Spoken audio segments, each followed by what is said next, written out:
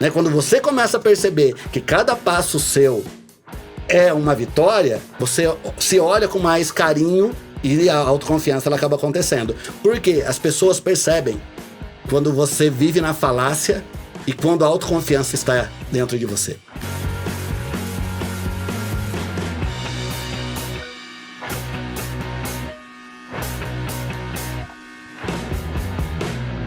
Olá, seja bem-vindo, seja bem-vinda a mais um episódio do nosso podcast, baseado no livro A Lei do Triunfo, do Napoleão Hill.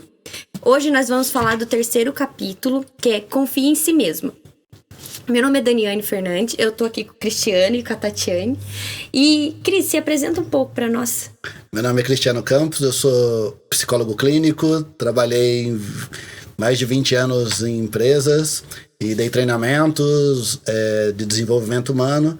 E é isso, a minha trajetória profissional é essa. E é com muita alegria que eu venho partilhar desse conhecimento e dividir aí esse treinamento com vocês. E você, Tati? Eu sou a Tati, né? Sou pedagoga, sou professora da educação infantil, atualmente estou com crianças de 3 e 4 anos, também trabalho com a formação de profissionais da educação infantil, sou mãe, sou filha, amiga, eu gosto de estar assim em relação, né? Então por isso é uma alegria estar aqui com vocês, com você também, né? Compartilhando desse momento juntos. Se você chegou até aqui no nosso vídeo, eu queria te agradecer por estar aqui participando junto com a gente e te convidar a curtir, a comentar, deixar seus comentários e nos seguir nas redes sociais. O terceiro capítulo, ele fala sobre autoconfiança.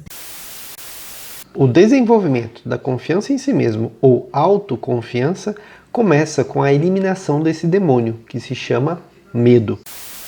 E é a confiança que nós temos na nossa capacidade. O nosso pior inimigo é os nossos medos. Né, Cris? Você poderia compartilhar um pouco com a gente os medos, né? Quais tipos de medos que existem?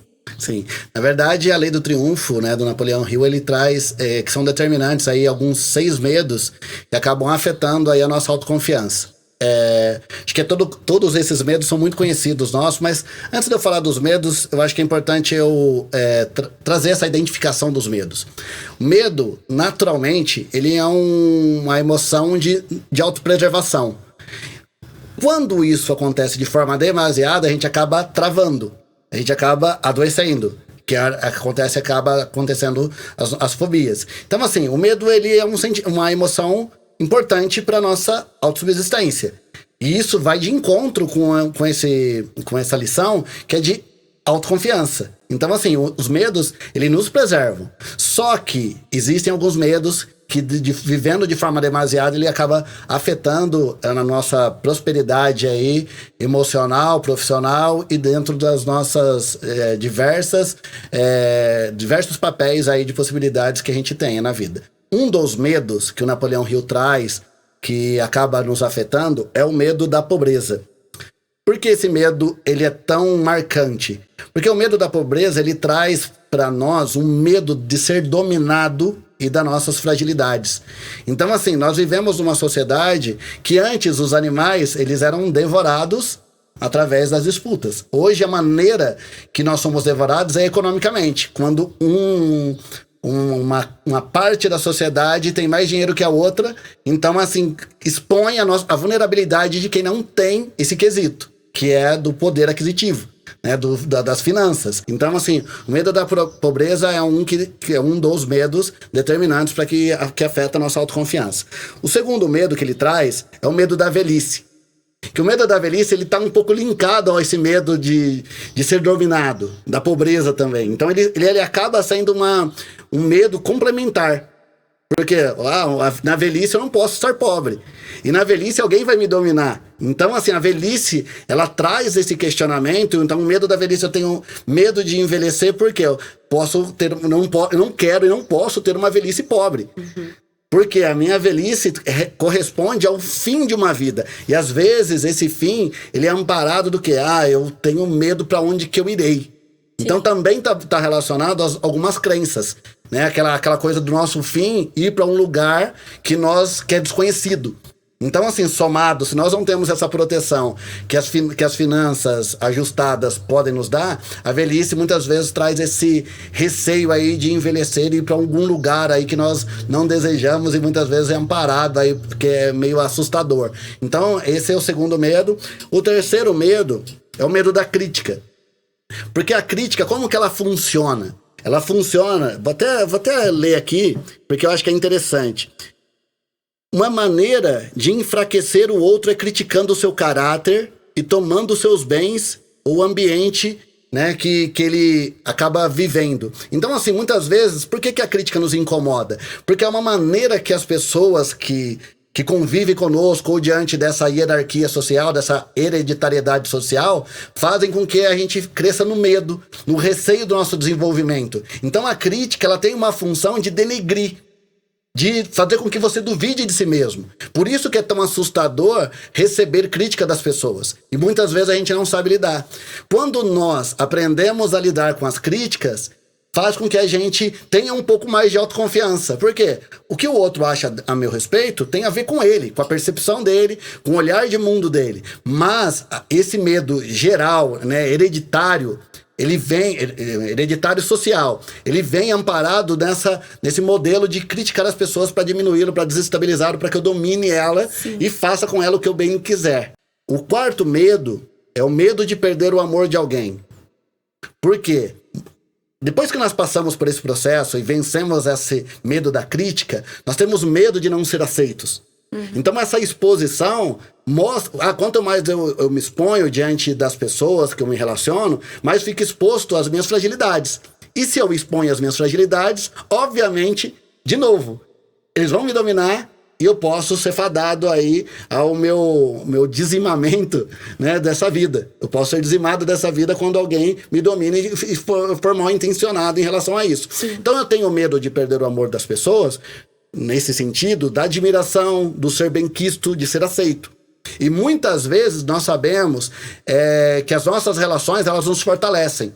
Então, quando nós perdemos o amor de alguém, remete para nós uma certa parte que nos gera um pouco de confiança. Quando nós nos sentimos amados e quistos pelas pessoas, admirados, nós nos sentimos mais confiantes. Então, assim, quando nós temos o medo de perder o amor de alguém, ele é determinante por isso. Porque ele expõe, ninguém me quer, ninguém me aceita. Então, remete a essa fragilidade e a possibilidade de ser dominado nos assusta. Por isso que nós temos esse medo também e afeta a nossa autoconfiança. O quinto medo é o medo da doença. Ele está linkado à velhice, que é o mesmo propósito. Né? Se eu ficar doente, se eu não tiver, se eu for pobre, eu não vou ter condições de cuidar se eu adoecer. E nem na velhice eu chego. Então, assim, o medo da doença, ele nos coloca em xeque com aquilo que há de vir da nossa vida. Para onde que eu vou se eu adoecer e perder a minha vida? Com o adoecimento, quem vai cuidar de mim se ninguém cuidar de mim? Então esses questionamentos fazem com que a gente acabe desenvolvendo muito mais uma insegurança do que nossa autoconfiança. Por isso nós temos que nos preservar desses medos e cuidar de todos eles para que a gente possa realmente ser uma pessoa autoconfiante. E o último medo, né, eu acho que é previsto já, que é o medo da morte. Tem alguns estudos que dizem que as pessoas têm mais medo de falar em público do que da morte. Esses são alguns estudos. Porém, a morte, ela nos remete ao quê? Principalmente do cunho religioso, muitas vezes. Que traz aquela ideia do inferno, de pagar pelos seus pecados, de, tudo que você fez nessa vida aqui, você pode ter uma vida pior do que a que você teve. Então, isso é aterrorizante. Então, o medo de morrer, muitas vezes, não é propriamente da morte, porque a morte ela não gera dor. Quando a morte vem, ela gera dor para quem fica. Mas para aquela pessoa que passa pelo processo de morte, ela não sente nada. A morte veio, eu não estou mais aqui. Então eu não sofro com a morte. Mas quem fica sofre. Mas a morte, ela me remete a esses medos de um futuro, de uma ameaça de futuro, de pagar algo ou de sofrer aí um fogo eterno ou uma dor eterna. E nós não queremos sofrer. Tanto que nós temos vários mecanismos, tanto emocionais como orgânicos, para nos proteger da dor. A dor, ela sinaliza uma proteção para que a gente realmente consiga preservar a nossa existência, preservar a nossa vida, para que tudo tenha um pouco mais de sentido. Então, assim, esses são os 6 medos que nós trazemos de cunho de uma hereditariedade social que acaba afetando a nossa autoconfiança. Nós precisamos cuidar de todos eles. Sim. E o medo, né, Cris? Ele é um sentimento humano, né, que a gente sempre tem que trabalhar, né, com ele. Mas a autoconfiança excessiva, ela também é ruim. Sim. Por isso, o medo, ele não é ruim. Ele é bom porque ele nos protege. Mas quando ele nos paralisa, ele é péssimo para nossa vida, né? Para nossa saúde, para a gente conseguir o que a gente quer. E falando nisso, Tati, como que a gente consegue superar os nossos medos, né, com a questão da autoconfiança? Você foi falando, eu lembrei de uma frase que uma amiga tatuou, né? Eu tenho medo, mas eu vou. Né? Então, acho que é um exercício mesmo a gente fazer, porque acho que desde criança a gente sente medo, né? E aí os medos vão modificando ao longo do tempo que a gente vai crescendo, né? A gente vai tendo outros desafios. E no livro, o autor coloca 5... dentro de uma fórmula da confiança, 5 pontos para a gente cuidar, né? Para a gente ter essa confiança em si mesmo.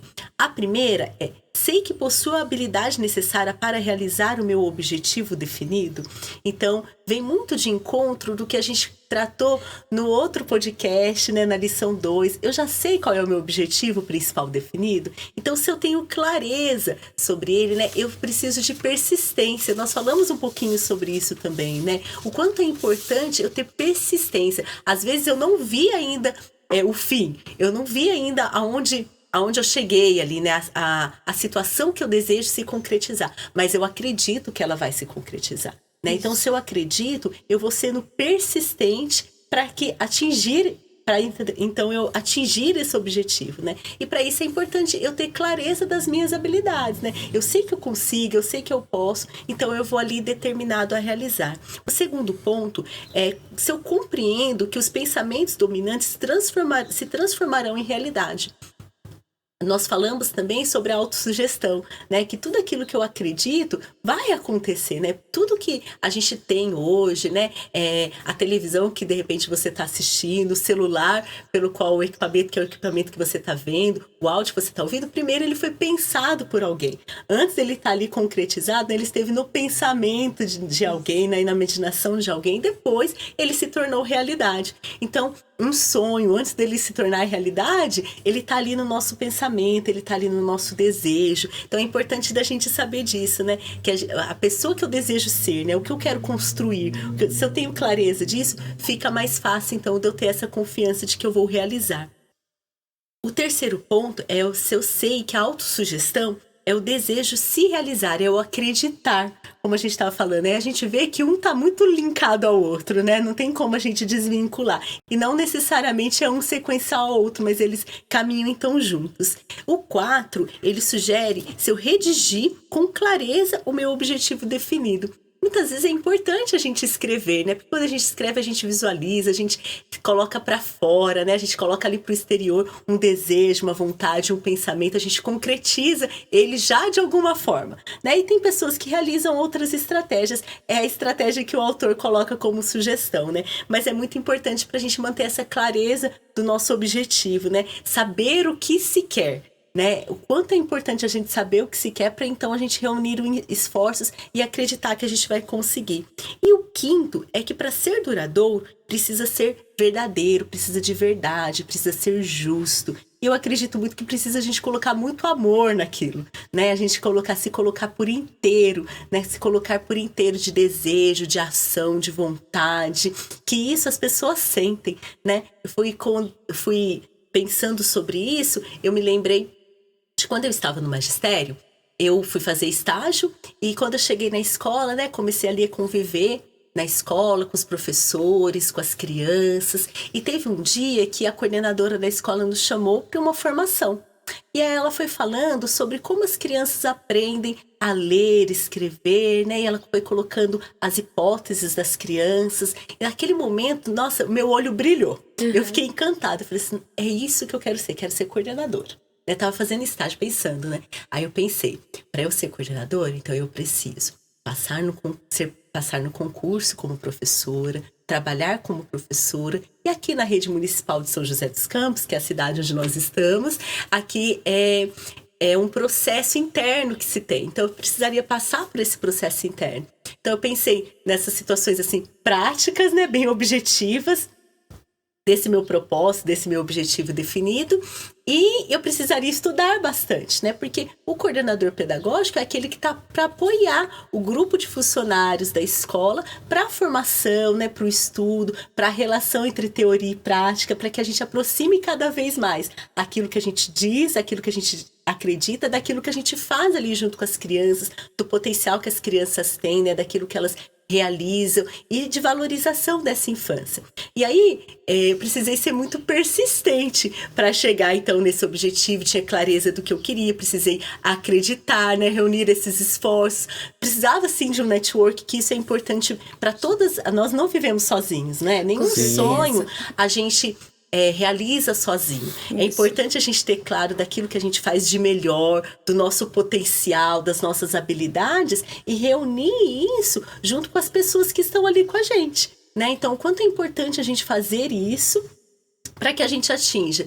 E eu consegui, né, ser coordenadora, então esse foi um dos objetivos. Hoje eu tenho outro objetivo, né? Mas eu lembro que nesse momento, né, no tempo em que eu fui coordenadora, eu fui por inteira, né? Algo assim, eu sempre procuro fazer as coisas dentro daquilo que eu acredito, né? Sim. Independente se é certo ou errado, não estou dizendo que é melhor ou pior, não se trata disso, mas de verdadeiro. Eu acho que isso as pessoas vão sentindo, né? E a gente consegue trazer mais pessoas dentro desse propósito, que no caso era de fazer o melhor para as crianças, né? De trazer ali que o ambiente da escola foi um ambiente humano, agradável, uma comunidade de aprendizagem de fato. Sim. Que todos se relacionam, todos ensinam e aprendem, seja na nossa relação enquanto adultos, enquanto profissionais da educação, e seja também na relação com as famílias, na relação com as crianças. Então, acho que esse é um ponto muito importante que eu me identifiquei, assim, como trajetória também de vida, trajetória profissional, com esses pontos que o autor trouxe de confiança em si mesmo. E quando a gente consegue, é tão gostoso, né? Sim. Esses dias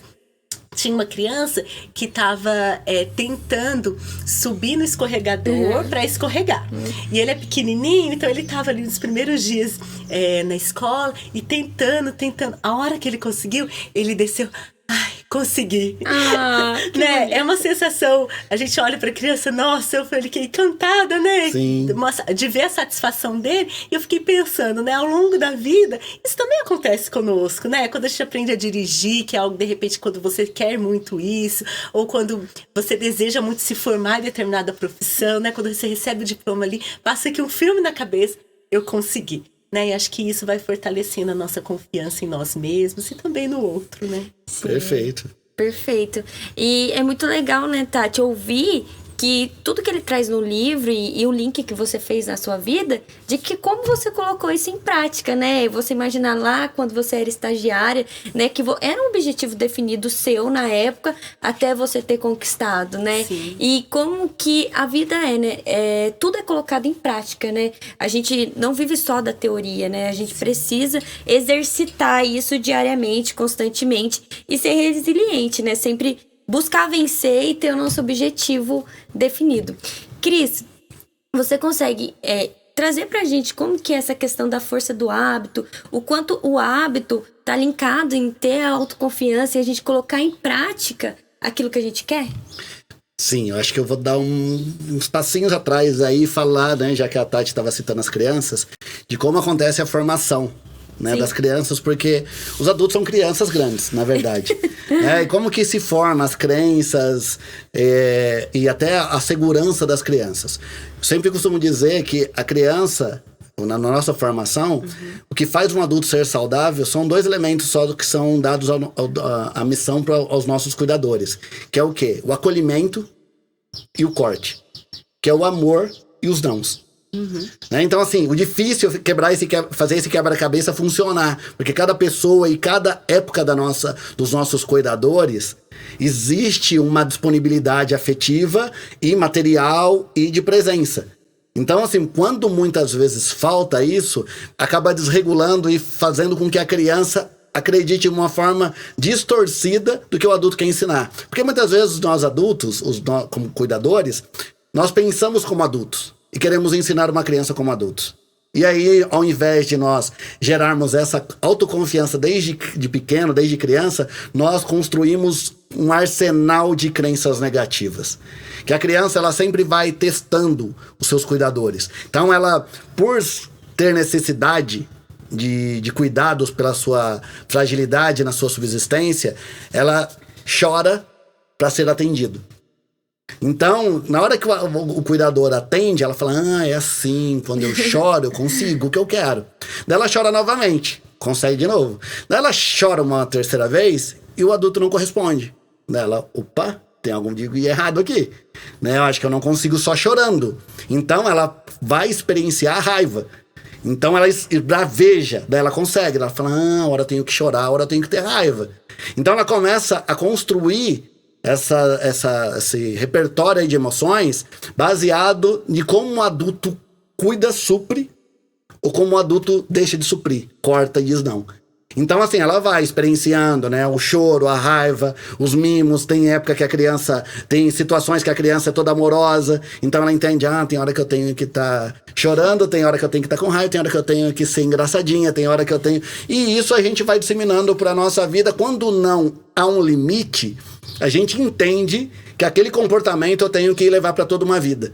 E aí a gente conhece várias pessoas que às vezes se tornam líderes, se tornam CEOs e até pessoas, né, de um cargo elevado que são mimadas. Que tem que fazer do jeito dela o tempo todo e acaba sendo um mau profissional e passando uma imagem não de autoconfiança, mas de uma pessoa mimada que conseguiu estar aonde acabou galgando aí, que não dependeu das crenças dela, dependeu, né, da formação e do conhecimento, que é aquilo que a gente estava falando até na outra lição. Então, assim, as nossas crenças, elas vão se instalando dessa maneira. E daí, para a gente refazer isso, a gente tem que trocar essas crenças por outras crenças, que são os hábitos, que é a persistência, que é fazer repetidamente. Muitas vezes é mais difícil a gente desfazer de uma crença que foi aprendida para inserir uma nova crença do que começar, né, num papel em branco ali e fazer uma crença positiva e de confiança. Muitas vezes a autoexigência para uma criança, ela não entende que aquilo ali você está confiando nela e está dando a liberdade. Isso é pro adulto. Mas a criança, ela vai sentir o quê? Insegura. Ela não sabe o que ela tem que fazer. Mas eu quero que ela aprenda a ter autonomia. Mas se você jogar essa responsabilidade, ela vai ter insegurança. Porque ela não aprendeu, né, que caminho ela seguir.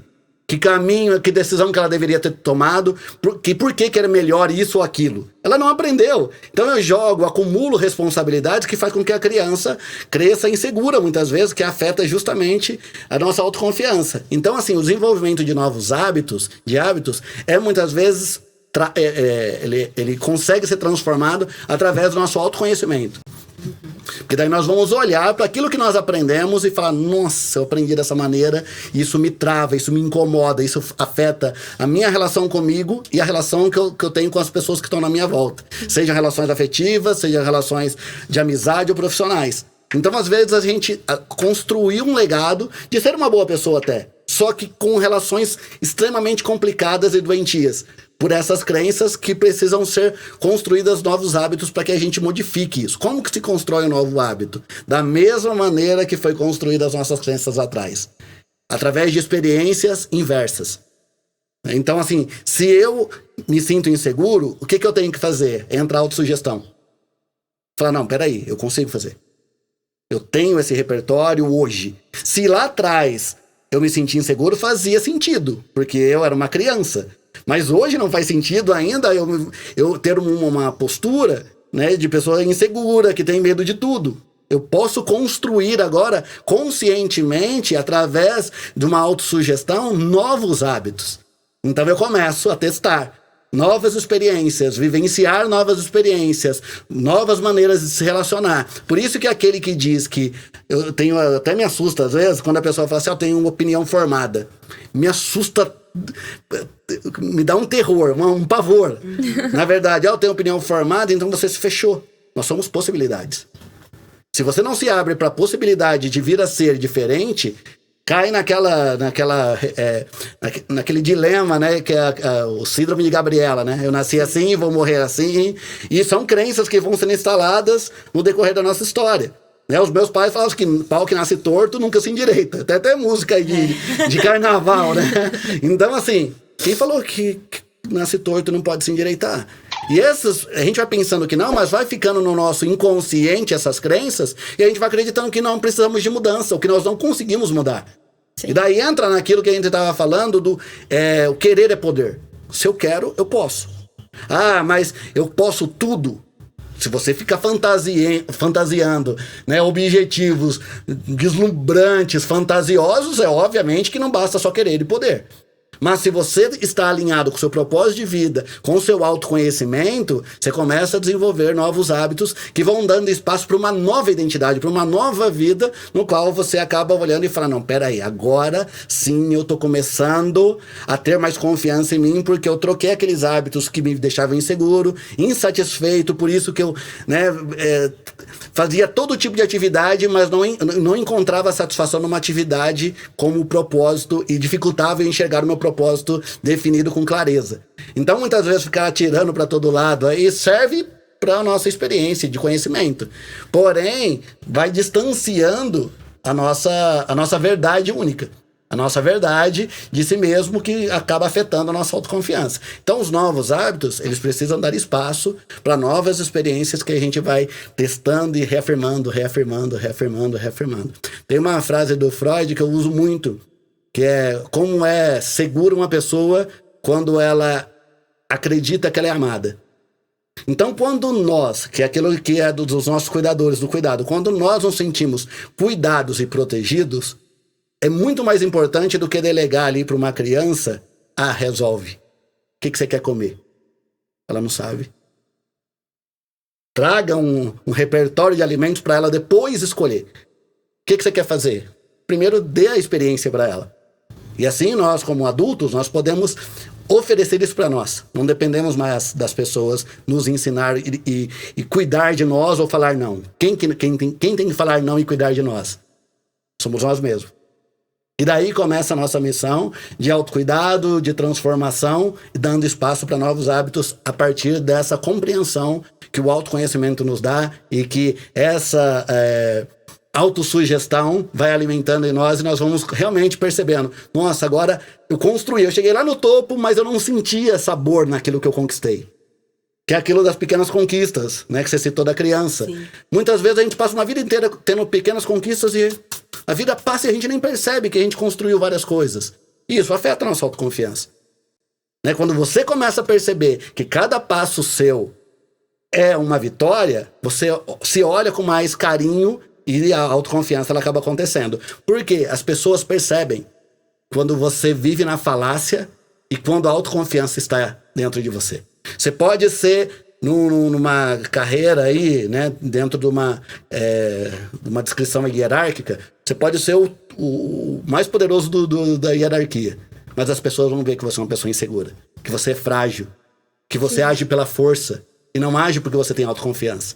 Você transmite diferente daquilo que você se tornou. E as pessoas percebem que, na verdade, mesmo você tendo um cargo, chegando a um objetivo, você acaba transmitindo muito diferente disso, porque os seus hábitos, eles falam muito de você. E as pessoas percebem.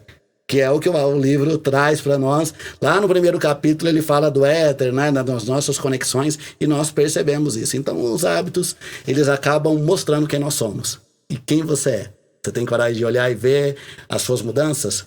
Por quê? Só para eu finalizar a minha fala.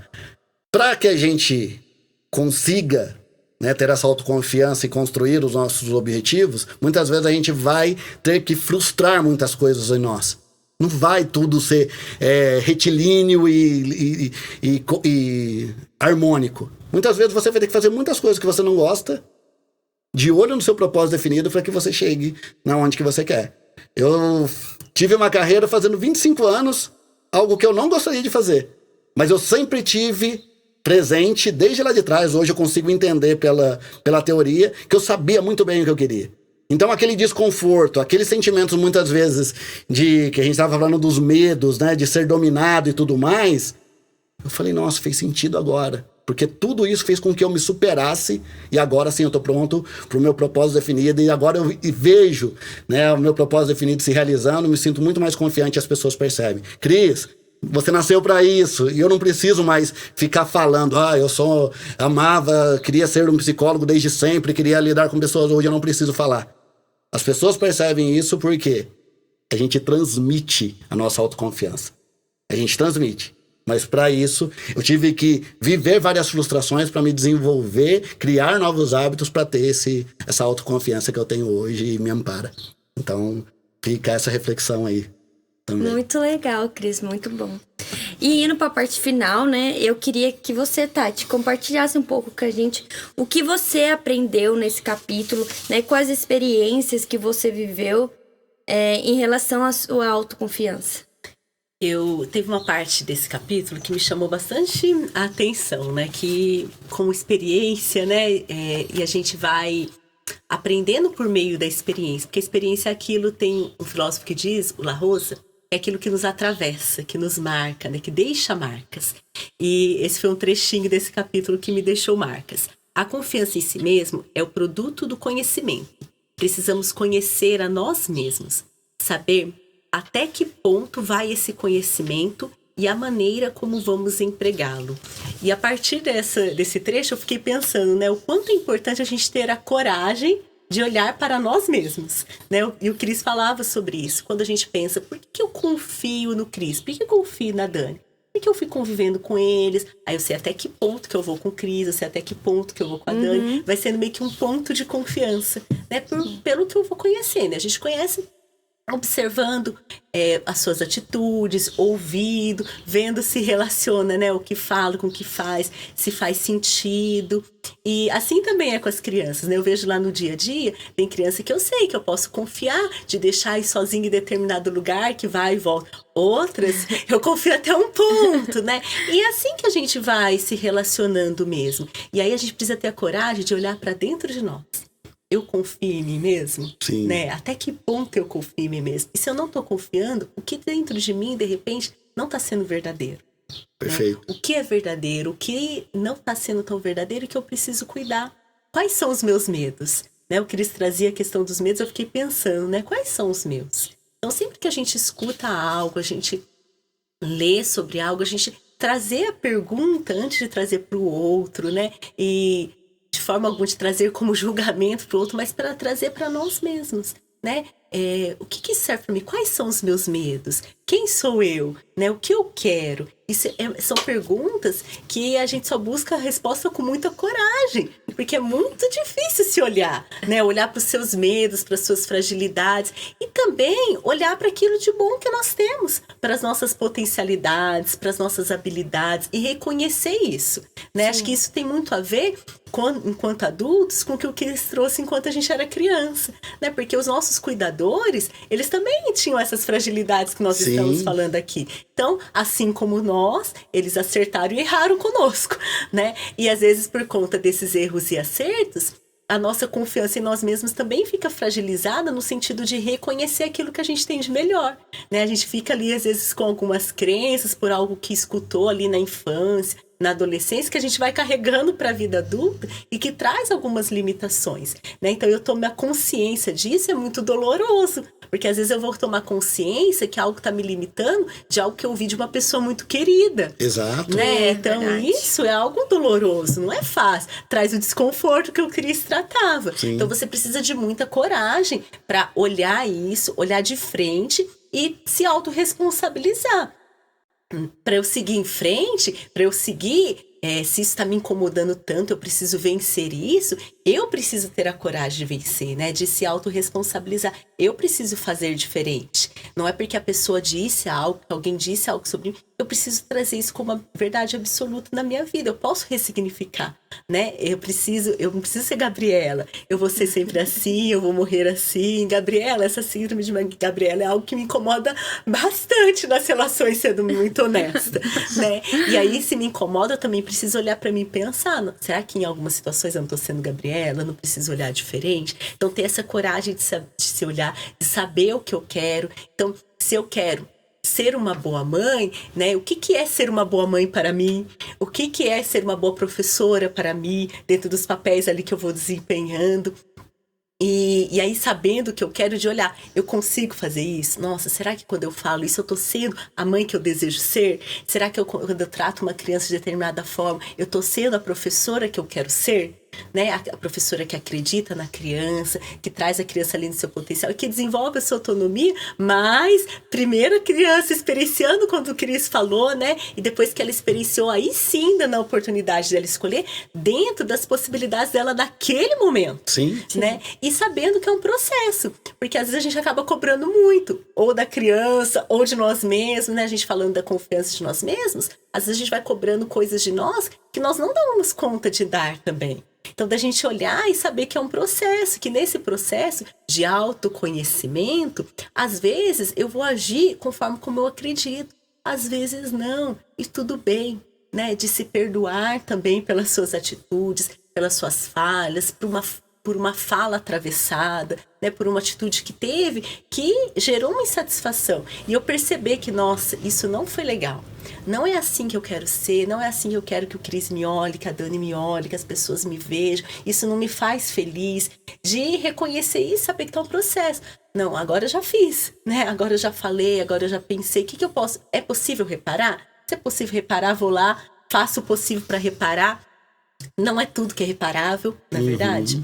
E aí, o que não for, bola pra frente. Agora em diante, eu vou me fazer um esforço organizado, ter um esforço organizado para ter atitudes e pensamentos diferentes. E assim a gente vai seguindo, né? E quando a gente é assim com a gente mesmo, acho que a tendência é a gente assim ser com o outro também. Sim. Né? De ser mais tolerante com o outro. Se eu não me cobro tanto, eu não vou cobrar tanto uma criança tão pequena. Porque, afinal de contas, se eu, com 30 e poucos, tenho dificuldade de fazer aquilo, por que eu vou achar que a criança vai acertar de primeira? Exato. Por que eu vou achar, né, que o meu amigo vai acertar de primeiro, minha amiga já vai... Eu vou, nas relações humanas, eu vou tratando o outro com mais respeito, com mais empatia, sendo mais tolerante. Eu acho que esse processo de autoconhecimento, todo mundo ganha, né? O que eles falam, as pessoas percebem, porque o jeito da gente se relacionar vai se modificando também, né? Acho que a forma da gente olhar o mundo, a forma da gente olhar o outro vai se transformando também. Então, da gente se permitir sentir, agir, pensar, ser humano, né? Tem a música lá, é ser humano. Acho que é bem nesse sentido mesmo, né? Da gente ser humano, de não mecanizar a nós mesmos. Não somos robôs, não somos todos programados, né? A gente tomar consciência do que no nosso cérebro ali está programado. Ora de maneira positiva, ora não. Mas a gente assume o controle, então a gente acaba por responsabilizar o outro, né? De se permitir errar, de se permitir ser imperfeito, de ver que é um processo e que todos nós estamos nele, né? E assim a gente tá nele para se ajudar, para se amparar. Então, ficou muito forte, assim, nesse sentido, para mim, esse convite ao autoconhecimento, para que eu possa, então, confiar em mim, e confiando em mim, eu também posso, assim, ir confiando no outro também, e vendo que nós estamos juntos no processo, e para chegar, então, ao meu objetivo principal definido, ajudando também os outros, os que caminham ao meu lado, a alcançar os deles também. Tati, obrigada por compartilhar, eu acho que foi esclarecedor para mim. Sim. Eu aprendi muito com você, aprendi muito com o Cris. Obrigada a você que assistiu até agora o nosso vídeo. E vamos para a próxima, né? Fica o convite aqui para você assistir os próximos episódios que nós vamos lançar. Muito obrigado para todos aí que acompanharam e que vão nos acompanhar aí no decorrer aí das novas gravações. E para mim foi uma satisfação dividir a mesa com vocês aí. Sempre a troca é muito bacana, me faz crescer. E é legal quando as pessoas recebem aquilo que você traz e também tem essa troca de oferecer algo. Porque o conhecimento é isso. Dividir, porque aquele que para e diz que eu sei tudo, realmente, né? Só sei que nada sei, como diz o filósofo. Eu só sei quando eu me deixo aprender. Quando eu me fecho no meu mundo, eu não sei nada. Então eu agradeço, né, de partilhar a mesa com vocês aí e ter essa troca maravilhosa aí do autoconhecimento. Obrigada, gente. Foi um prazer, né? A gente vai compartilhando, né, os nossos saberes, as nossas experiências, e nós convidamos vocês também a compartilhar conosco, né, o que fez sentido para você, para compartilhar ali conosco nos comentários, e assim nós vamos interagindo e buscamos então caminhar juntos. É isso, acabou. Muito Tchau, obrigado. até Tchau, mais. tchau.